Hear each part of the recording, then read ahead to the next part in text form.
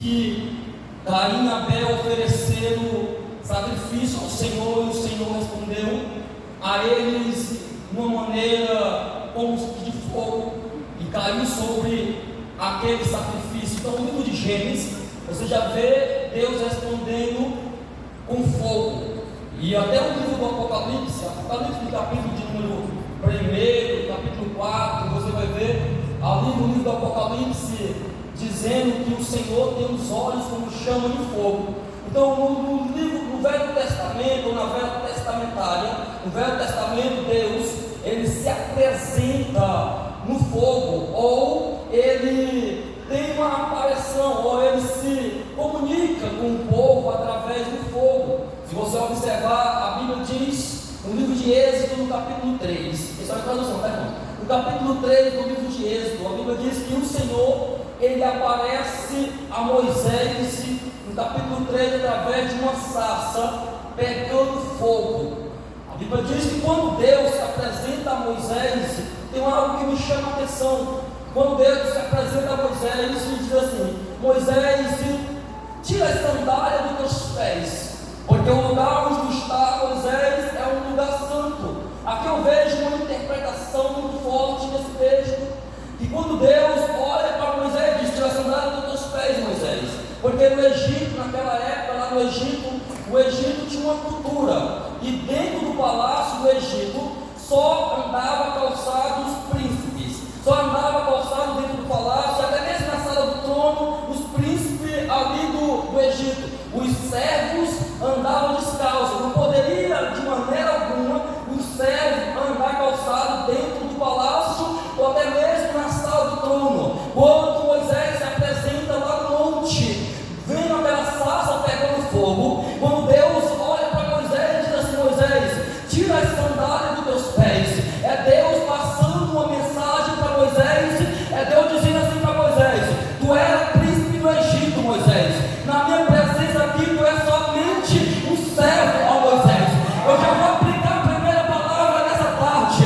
Eu não sei como foi que você veio com a tua mente aqui nessa tarde, mas eu vim para dizer uma palavra profética. Ela vai: você aqui é apenas um servo. Se nós estamos servos na presença do Senhor, levanta a mão aí para adorar Ele, porque Ele já está aqui. Aleluia. Então no capítulo 3 Deus se apresenta a Moisés no meio de uma sarça.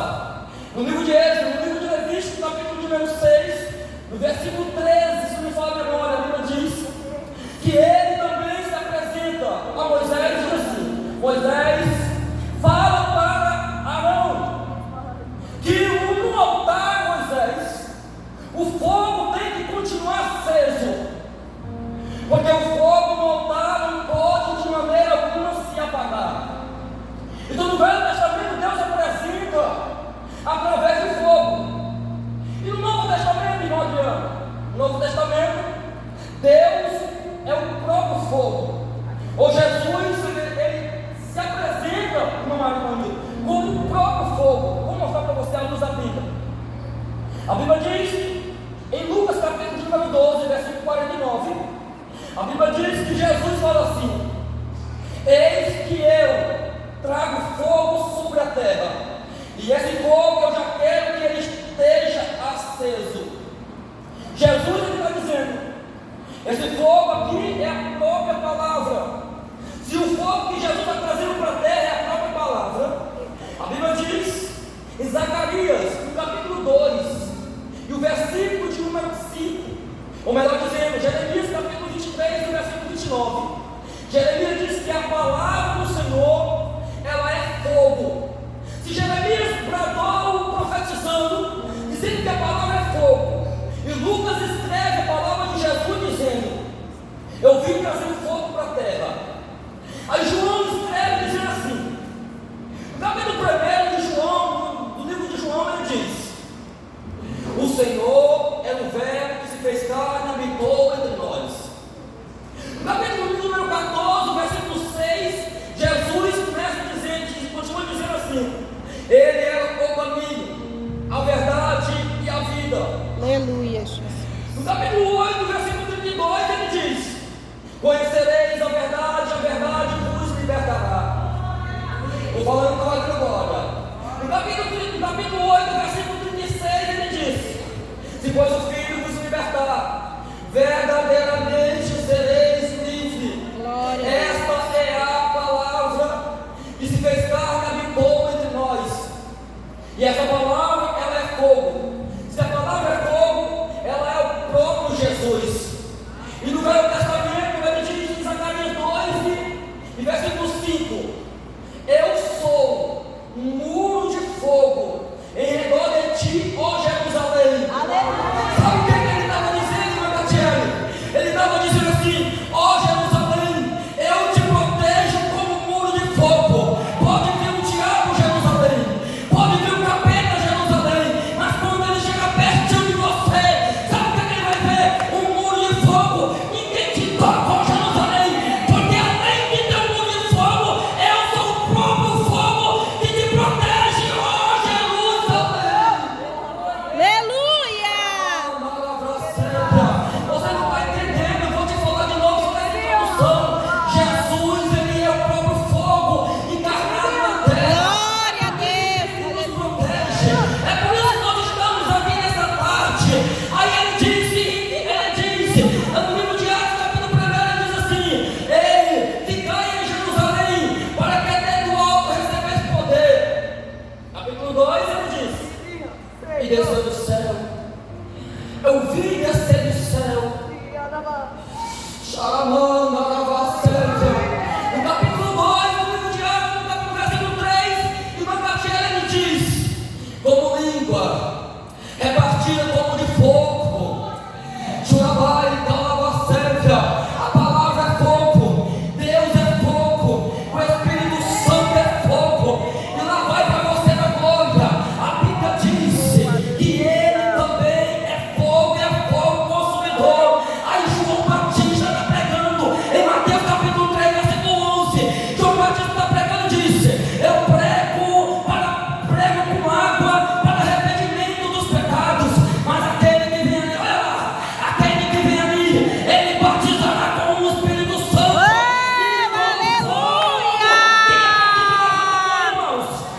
Glória a Deus! Aleluia, Jesus! É por isso que nós estamos aqui nessa tarde, porque ele merece. Paulo diz: a tua palavra é como fogo. Ele perguntou para Pedro assim, não, Catiele: Pedro, como era o jeito dele lá? Aí Pedro vai dizer: Paulo era meio sereno, ele falava manso, ele andava sobre as águas, porque Paulo nunca andou com ele igual os outros discípulos andaram. Aí um certo dia na Antioquia, em Atos capítulo 11, ele vai ter um diálogo com Pedro, volta para Jerusalém e começa esse diálogo. Aí ele diz: agora me diz, Pedro, como era o jeito dele? Pedro vai descrever o jeito de Jesus para Paulo. Aí um dia Pedro diz: só que tem uma coisa. Um dia Paulo, ele me diz assim: Pedro, tu me amas? Aquela palavra ficou dentro do meu coração, Paulo. Aí Paulo diz: essa palavra eu não esqueço, Pedro. Eu estava no caminho de Damasco, eu ouvi essa mesma voz, uma voz que dizia assim: Saulo, Saulo, por que tu me persegues? Essa voz, ó Pedro, ela foi como um fogo que ficou dentro de mim, e eu nunca mais esqueci dessa voz. É por isso nessa tarde, aqui na sede da Assembleia de Deus em Sinop, você veio aqui nessa tarde da oração, não foi para ver quem vai pregar, não foi para ver quem vai cantar, foi porque um dia você ouviu essa palavra, uma palavra de Jesus que penetrou no seu coração, e essa palavra ardia como fogo. É por isso que você veio aqui nessa tarde, somente para adorar Ele, porque você veio aqui madreando, você veio aqui porque Ele é merecedor de honra, é merecedor de glória, e essa palavra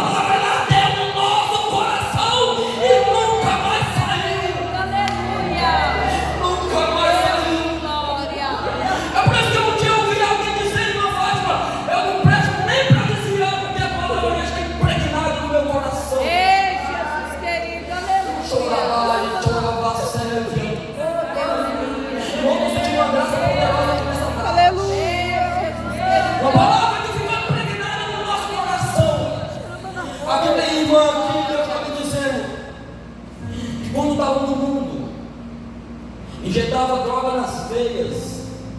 Quando estava no mundo, passava a noite toda na balada. Quando estava no mundo, passava a noite toda cheirando cola, às vezes se prostituindo.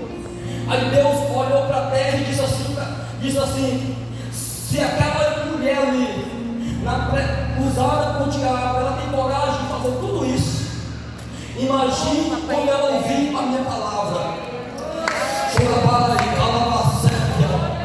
Deus está me dizendo aqui, Ele olhou para a terra e viu você lá na terra, sendo usada pelo diabo. Aí Deus olhou e disse assim: se ela tem tanta coragem de injetar droga nas veias, se ela tem tanta coragem de passar a noite na prostituição, mas se ela tem tanta coragem de passar a noite na balada, se ela tem tanta coragem de ser deixada usada pelo diabo dessa forma, imagine quando ela tiver nas minhas mãos, e tamanha coragem que ela vai ter quando ela tiver nas minhas mãos. É por isso que aqui na cidade de Sinop tem mulheres com é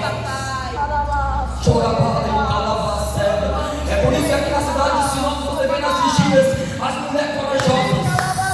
Eu vou falar aqui nessa tarde, Deus está mandando dizer. É por isso, irmã Luciana, que aqui em Sinop tem mulher que chega de manhã na tarde da adoração e só sai depois das 5 horas. É por isso que aqui em Sinop Deus tem levantado uma geração de mulheres corajosas.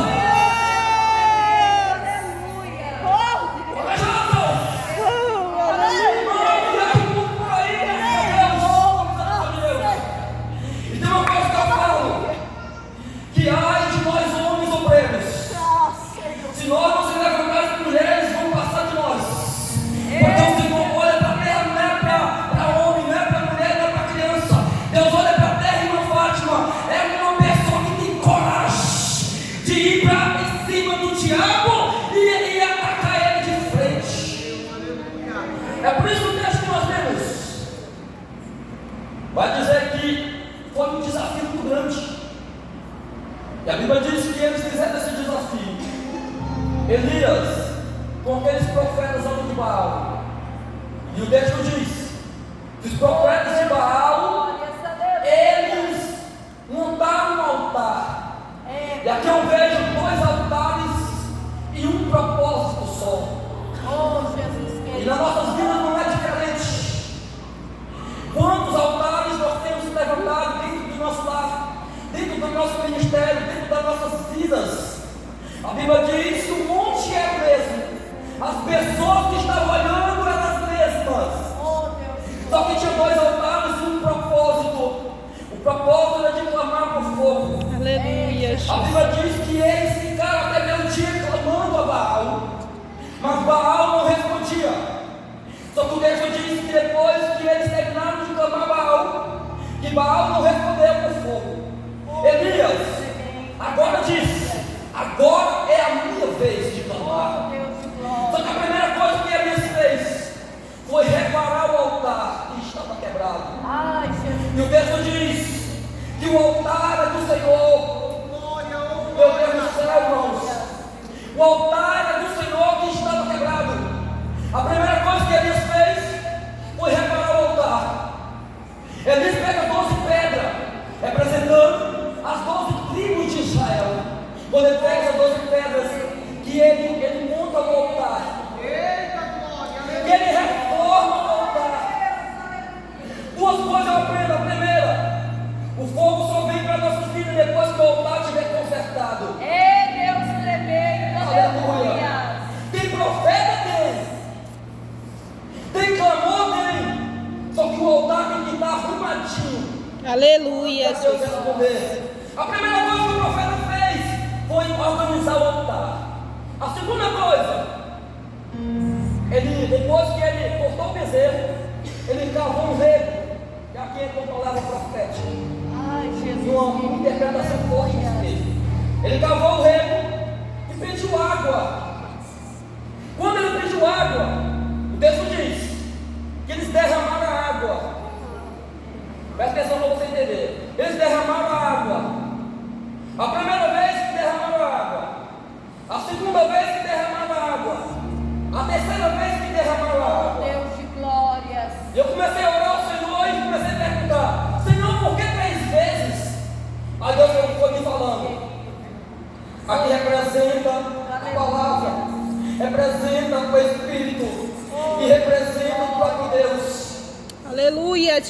ele derramou a primeira vez, estava representando a palavra, porque a palavra naquela época estava escassa. Se você observar o texto, você vai ver que o povo não tinha água durante 3 anos e meio, não tinha palavra. No altar de Baal estava arrumadinho, tinha profeta, mas faltava palavra. Oh Deus, tem muitos altares arrumadinhos por aí, tem até profeta profetizando. Só que Deus está dizendo nessa tarde: não importa se o altar está bonitinho, não importa se o altar está arrumadinho, não importa se tem que ter profeta no altar, mas a Bíblia diz que precisa ter palavra no altar. Se tiver palavra, tem conserto. Se tiver palavra, Aleluia! eu não vim nessa tarde aqui, não, somente para passear ou para pregar, não. Eu vim entregar o recado de Deus nessa tarde e eu vou entregar ele aqui, aleluia. Aleluia!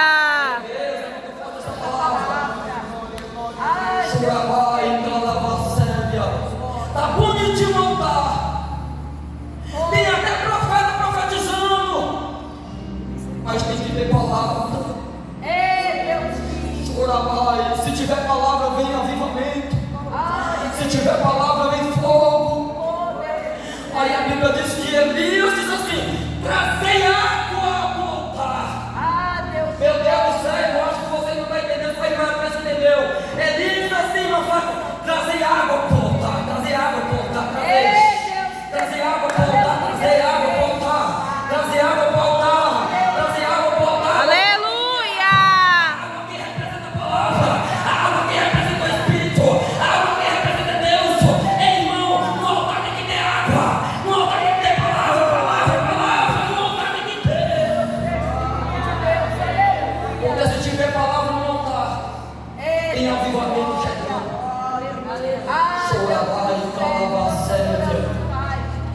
A Bíblia diz que ele mandou colocar a segunda vez. E a segunda vez representava o Espírito Santo. Porque muitas das vezes pessoas que têm até palavra, mas falta a graça do Espírito Santo na vida.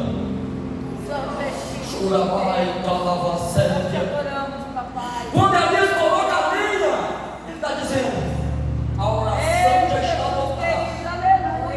Porque a lenha aqui representa a oração. Eles colocam a lenha e depois coloca a água. O profeta está dizendo: a segunda vez precisa no altar ter Espírito Santo de Deus para conduzir o ambiente. Porque o ambiente ele é conduzido pelo Espírito Santo de Deus. É por isso que nas tardes da bênção, nas tardes da adoração aqui na cidade de Sinop, tem cura, tem milagre, tem renovo, porque é conduzido pelo Espírito Santo de Deus. Não é a diretoria da tarde da bênção, não é a irmã Fátima, não é a irmã Catiele, não é essa diretoria aqui que está comandando essa tarde da adoração, não. É o Espírito Santo de Deus que comanda. E se Ele comanda, eu sinto a presença dEle nessa hora.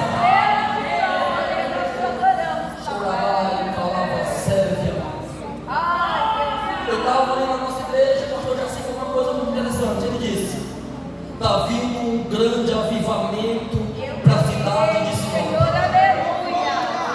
Eu estava vendo uma vigília onde o pastor Alexandre Torres disse: está vindo um grande avivamento para Sinop. Eu vi um vídeo do pastor Pedro Leão, ele disse: está vindo um grande avivamento para Sinop. O nosso pastor Tiago de la Rosa disse: está vindo um grande avivamento para Sinop.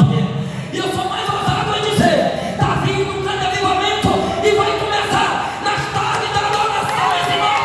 Sabe por quê? Porque tem mulheres que têm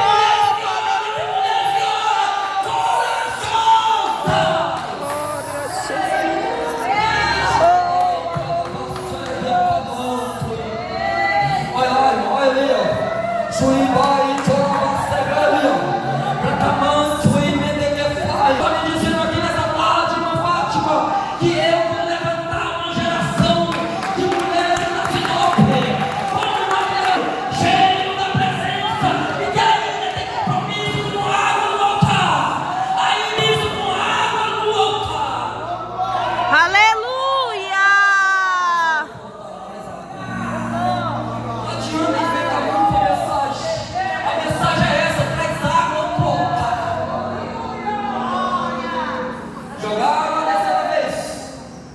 A terceira vez que jogaram a água, ele estava dizendo: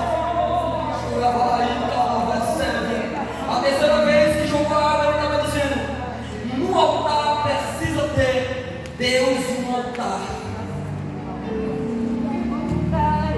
Tem umas igrejas que a gente entra por aí, a gente não sente mais a presença de Deus. Tem umas igrejas por aí que a gente entra, a gente não sente mais a presença de Deus, porque os altares já estão desconectados, os profetas de Baal estão dominando. Mas eu louvo a Deus pela Assembleia de Deus de Sinop, aonde nós faz parte. Sabe por quê, irmãos? Sabe por quê? Porque ainda tem compromisso com a água no altar, ainda tem compromisso com a palavra de Deus no altar. Ainda vai, nós somos muito mais, nós precisamos entender é que quando tiver palavra no altar, vai ter Deus descendo com as suas bênçãos para nós. Aí depois que ele consertou o altar, a Bíblia diz que eles chegaram aqui, chegaram todos perto do altar. Aí ele diz: agora eu vou clamar o Deus de Israel. Churamando, ele que faz. O altar está consertadinho. Aí ele disse: irmão Luciano, agora eu vou clamar um Deus vivo. E quando ele começa a clamar, a Bíblia diz que o povo que estava olhando para cima, todos estavam olhando para cima, eles viram descendo do céu uma bola de fogo. E aquela bola de fogo desceu sobre o altar. Os olhares que estavam olhando para cima, está escrito: dobraram os seus joelhos sobre a terra e reconheceram que só o Senhor é Deus. Eu vou falar de novo. Aí ele olhou e disse assim: ei, Baal, ei, Azera, tu não é nada, tu não é Deus coisa nenhuma. Aí ele batia no peito e dizia assim: ei, Acabe, dá uma ordem aí para esses profetas que já vão morrer. Mas o povo que está no lado deles, a ordem é essa: fala para eles, só o Senhor é Deus. Fala para eles, abre a boca, Acabe, só o Senhor é Deus. Baal não é Deus, Azera não é Deus, Azera não passa de um pau, não passa de uma pedra. Só o Senhor é Deus. Aleluia! Aí o Joel fala. Ele olhou assim e disse assim: fala para eles, clamar em alta voz, que só o Senhor é Deus. A Bíblia diz que o povo estava clamando em uma só voz: só o Senhor é Deus.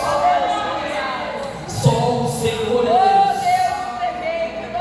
Só o Senhor é Deus.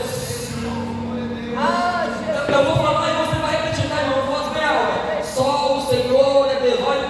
Só o Senhor é Deus. Mais uma vez. Só o Senhor é Deus. Mas é para todo esse centro ouvir. Só mais uma vez, vai. Só o Senhor é Deus. Aleluia! A Bíblia diz que ele olha para o rei e diz assim: rei, olha para o céu.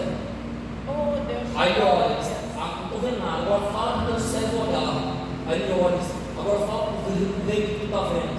Eu estou vendo uma pequena luz do tamanho da mão de um homem. Aí agora fala para o rei e entrar na cidade, porque 3 anos e meio se passou sem a bênção, porque ele estava servindo um Deus que não é Deus coisa nenhuma. Agora que ele sabe que existe um Deus que é Deus verdadeiro, fala para ele correr, porque quando ele corre, as bênçãos do Senhor vai alcançar ele. E aqui tem uma interpretação dessa palavra. E quando nós estamos marchando rumo a Jerusalém, as bênçãos do Senhor estão nos alcançando. E quando eu estava olhando para esse texto, irmão Franciele,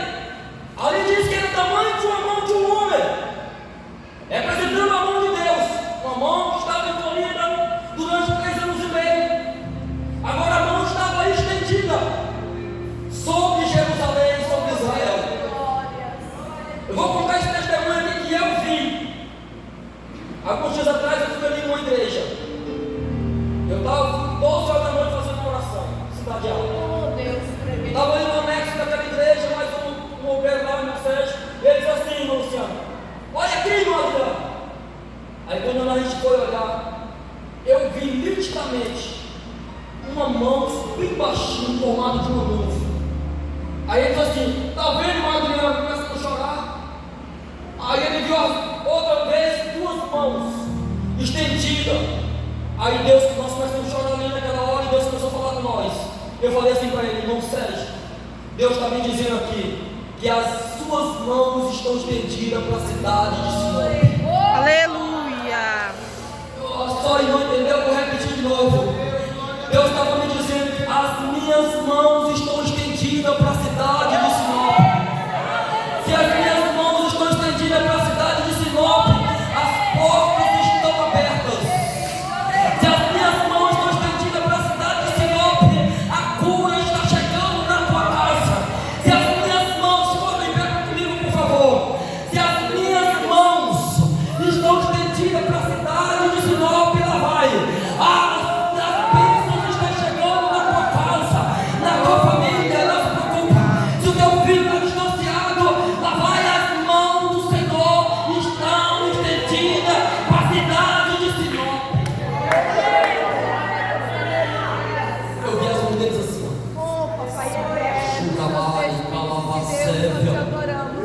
estendida para a cidade de Sinop. Era Deus dizendo. Eu não sei se os irmãos observaram. Alguns anos atrás, quando era época de carnaval, morria várias pessoas e outras pessoas, principalmente os jovens, eram distanciados, saíram da casa do Senhor. Esse carnaval que passou, e as mãos do Senhor estavam estendidas para a cidade de Sinop, não teve muita ação de pessoas que morreram, de pessoas que se distanciaram, mas nós observamos que no congresso da UNADECE, mais de 270 jovens aceitaram o Senhor como seu Salvador e Jesus Cristo Salvador. Não, você não entendeu, vou falar de novo. As mãos do Senhor Jesus está estendida para a cidade de Sinop. Durante, eu falei, ó, pai, não tem nada para ti. Durante esse ano na Oceana, Aleluia. de Sinop, Deus levantando homens, Deus levantando mulheres, cheios da presença do Senhor. Sabe por quê? Porque as mãos do Senhor está estendida para a cidade de Sinop. Eu nunca vi durante 2 anos, irmã Fátima, aqui na cidade de Sinop, a igreja da cidade de Sinop recebendo tanta bênção, tanta cura, tanto milagre. Você está vendo aí, irmãos? Durante 2 anos, a cidade de Sinop já estava louca, já estava numa sede, as mãos do Senhor. Aleluia. Ai, foi a palavra certa. Deus está nesse lugar. Eu sei que os irmãos estão entendendo essa mensagem. Durante 3 anos para cá, o que Deus tem feito nessa cidade, nessas igrejas. Todos os departamentos, outro dia eu estava conversando com o pastor Pedro Paulo. Todos os departamentos, irmã Fátima, Deus tem prosperado. Durante 2 anos, as tardes da oração, as tardes da bênção, Deus tem prosperado de uma forma espantosa. O departamento de criança infantil chegou esses dias agora com um curso teológico para as crianças da cidade de Sinop. O departamento do ciclo de oração nunca se viu crescer tanto durante esses 3 anos. O que é isso, irmão Adriano? As mãos do Senhor